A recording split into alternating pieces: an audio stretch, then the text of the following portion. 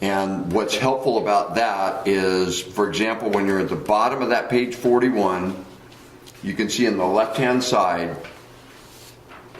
you can see 4 numbers, 13, 18, 24, and 19. Okay, probably really small on your piece of paper. Are they parcel? No, that is in the very corner of the map okay, in the bottom. That's the section lines. Okay, everything with these are done by section lines.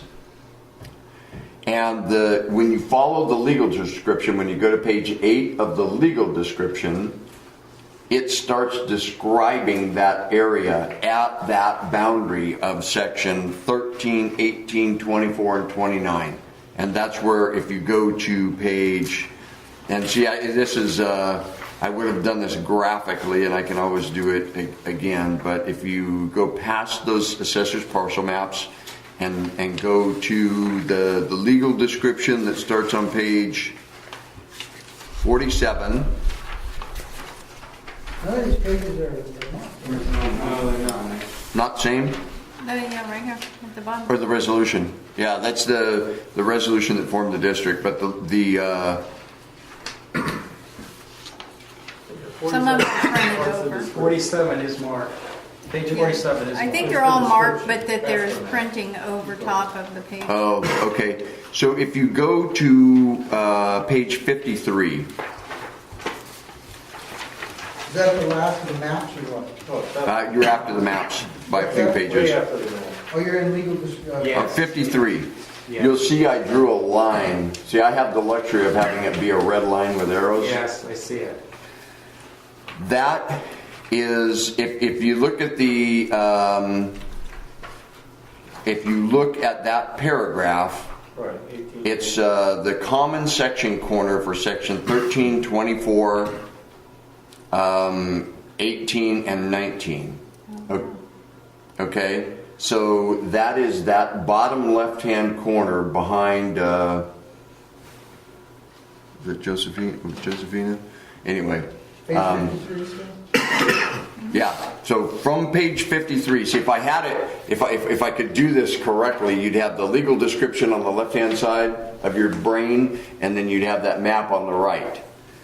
Because it starts right there at that section line, and then it goes north, okay? So I'm just gonna take you back to that assessor's parcel map that's on page, 41. that's the one, 41. And that legal description follows this line going north that I've highlighted on the left-hand side. Then the next page, it continues to the north. I mean, it's interesting because these pages are in order, but actually reversed. If you look at the map, and I could show you over here, but. The thing that's good about having this particular map included is when you look on under that highlighting that I have on each of those pages, 41, 42, 43, there's a distance in between each of for the backside of each of the properties.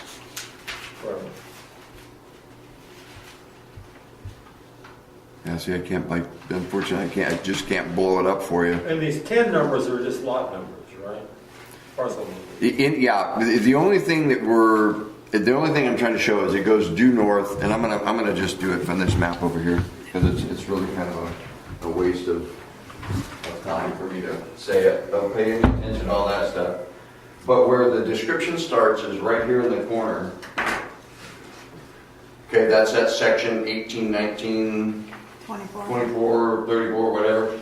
Okay, and it describes going along this a certain distance, right. And that when I measure it out on the map, and you know it's really obvious what they're doing. It takes it all the way up here to the county line. It describes it going to the county line. It describes it going 39 courses along the county line. Okay, and it gives you the distance of each of those 39 courses. On those 4 or 5 pages that I have in there that have the maps, you'll see my numbering. 1, 2, 3, 4, all the way to 39, starting here. So it's each one of these little angle points, you know, there's one course, there's another, there's another, there's another. Each one of those distances between those angle points is called a course. So it goes all the way down and follows this county line all the way to the section line in this area, you know, down just before, it might be just before, just after the end of the dog It's all line. my property. And it's on the left hand, the original district boundaries went up to Highway 132 from there, over and then down. So this was all included in the original boundaries right there. So the main thing there is that the place of use map shows an arbitrary line that matches that county line, but is down below it. Okay? It does not follow Hidalgo, which is a flat line. So what happened is when they drew it, that line by itself, when they drew it in 1978, is probably 300 feet wide. You know, because of its, there's a lot of different survey points that make things come out a little bit different, you know. And it was never surveyed in 78, and it wasn't surveyed in whenever it was updated for South Shore. I think it was 87, something like that.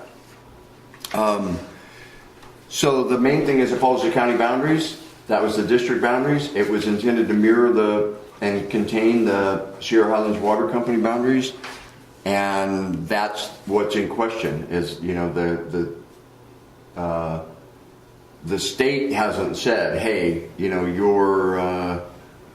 it's supposed to follow Hidalgo, or they're just saying there's a discrepancy. There's you know, that boundary that you're showing is up here at the county line, but the other one appears to show it down into those properties that are in that area. So I want to let you know that we definitively determined that our district boundaries, at least, follow the county boundary in that area, and our district boundaries were formed to encompass the service area of Sierra Highlands Water Company.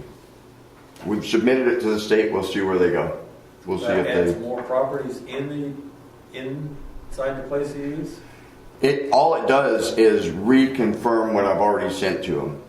That now they're calling in question again because they had another complaint about it. But it's still showing the initial boundary then that we've added. Yeah, that we submitted to them, which is just more evidence to show that that's where it was supposed to be. Because if the state says no, you're wrong, we think that these other properties, these including the elementary school, were not in the place of use and never should have been in the place of use. Then in order to get them into the place of use, we would have to go through a state petition process that would cost a lot of money, or provide them water from another source other than McClure. Which we can certainly do. Yeah. The bottom line is we really don't have any exposure in this thing. I mean, we're not. No, except that we would be, if they make us produce the report for 2014, 2015, that includes the consumption from the elementary school into that response to that violation notice from a year and a half ago, it will be a higher level of consumption and violation than before. That's all. That's our exposure. And we could get fined. We could very well get fined, yeah. Because the well did not produce enough water during that time to serve that entire, during some months of the year, to serve all of the properties that we were serving, including the elementary school. The elementary school, without the new auditorium, probably used a fraction of the water. And isn't that about the time? They're huge. They use a lot. They're huge. Huh? They use a lot of water. Even without the auditorium, and that's. It's not inside use, it's irrigation, primarily.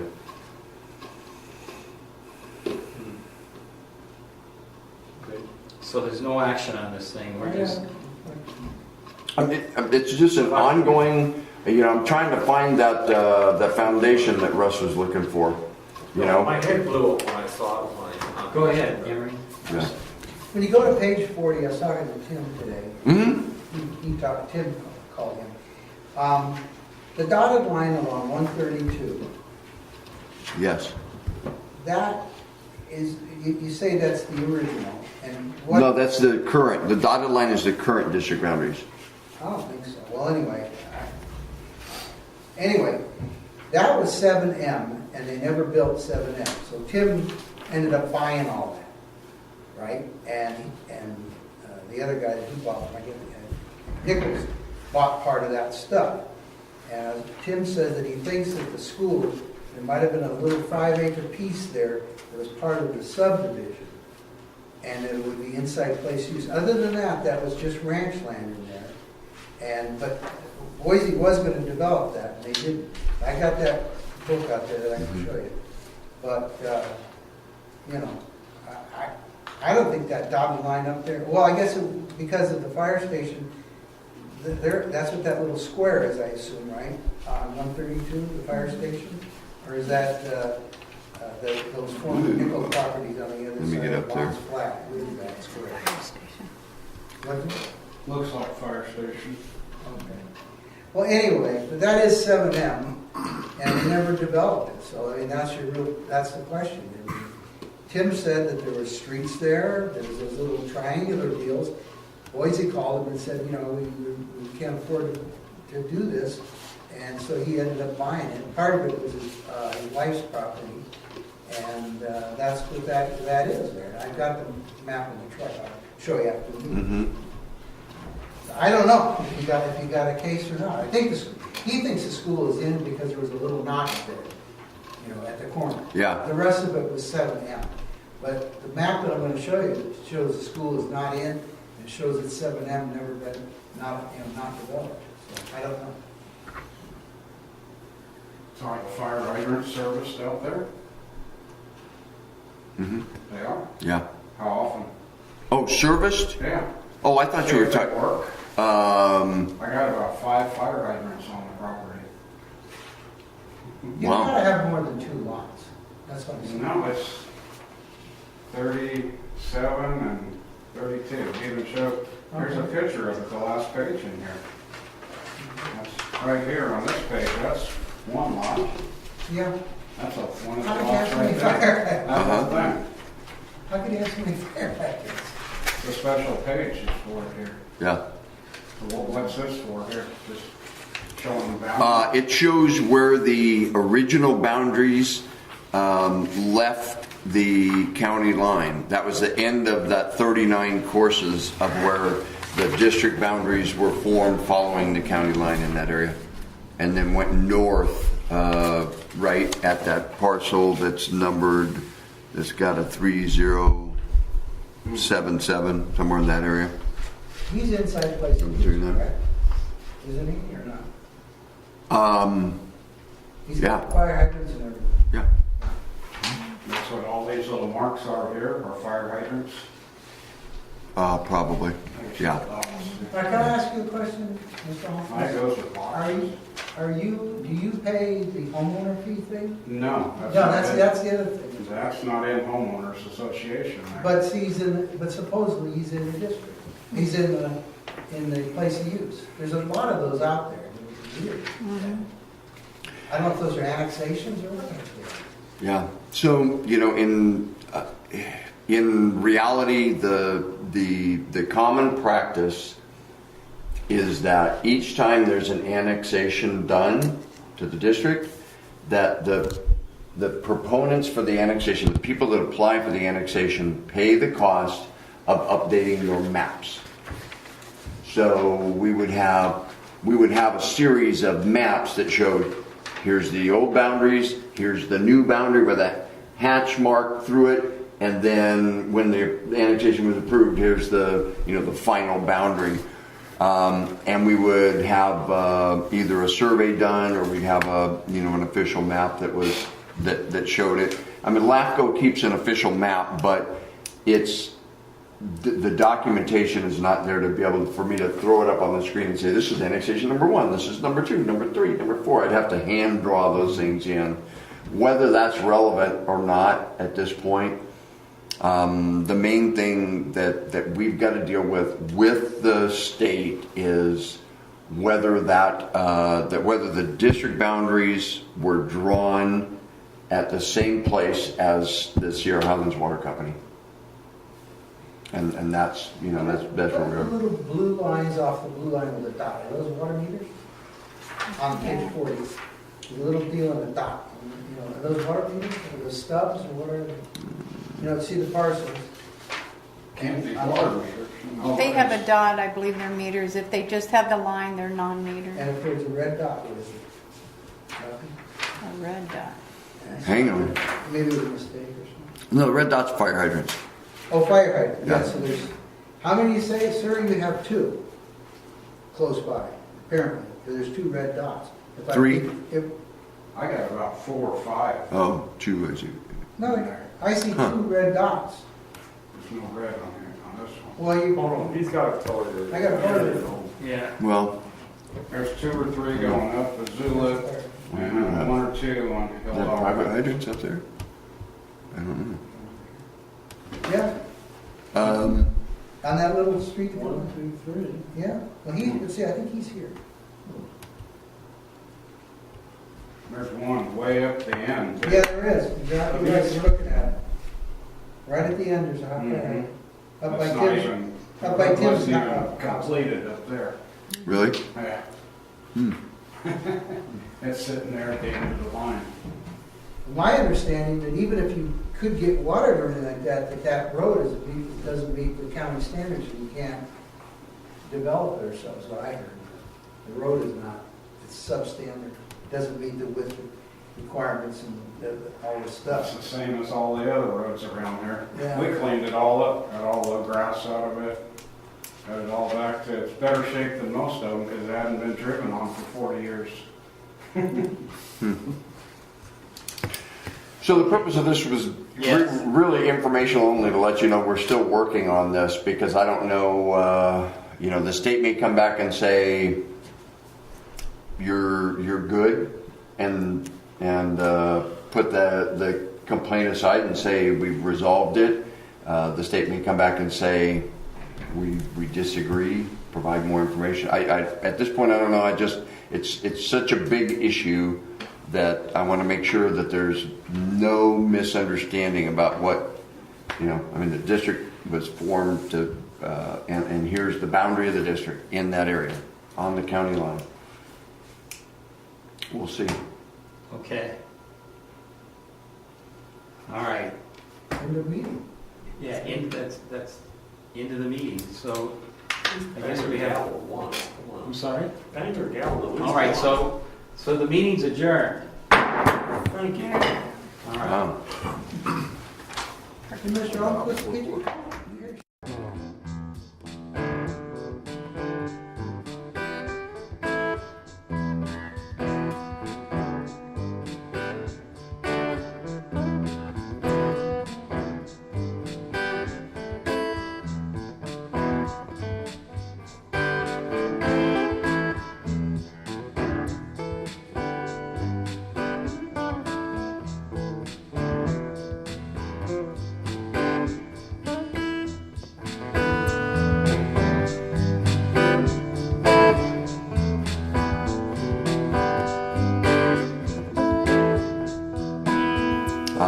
The main thing that we've got to deal with the state is whether whether the district boundaries were drawn at the same place as the Sierra Highlands Water Company.